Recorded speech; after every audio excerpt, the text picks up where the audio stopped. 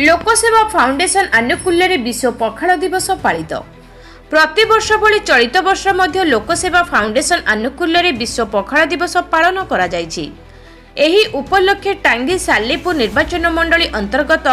चंद्रादेईपुर पंचायत स्थित मधुसूदन भवन परिसर में एक साधारण बैठक अनुष्ठित होइथिला। अनुष्ठित बैठक में लोकसेवा फाउंडेशन अध्यक्ष हिमांशु कुमार महांती पौरोहित्य करथिबा बेले एही कार्यक्रम में मुख्य अतिथि भाव राज्य बीजेपी कोषाध्यक्ष नंदिनी शतपथी योगदान करी पखाड़ केवल ओडिया खाद्य नुहे बरं यह जगतरनाथ जगन्नाथंकर मध्य विशेष खाद्य भाव परसा जाए बोली मतव्यक्त करथिले। बैठक शेष हेबा परे निर्वाचन मंडलीर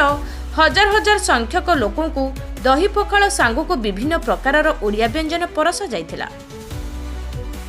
जगतपुरରୁ पूर्णचंद्र स्वाईंक रिपोर्ट सूर्यास्त। आम प्रिय भगवान जगन्नाथ जे कि ओडियार मौड़मणि सी सब बेले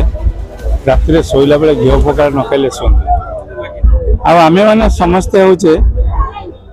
जगन्नाथ पाखु समस्ते हाथ जोड़ी लोक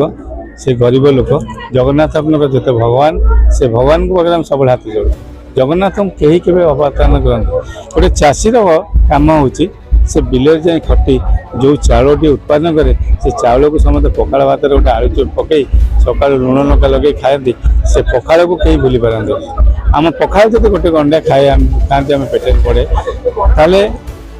संध्या पर्यंत कौन भोक हुए ना सेमती प्रभु जगन्नाथ प्रिय पखाड़ आम सब बेले समस्ते पखाड़ को भल पाऊ आज ये परिवेश को आम सृष्टि कर अर्थ होना ओडिया मान पाखे मन मन पकई आम आज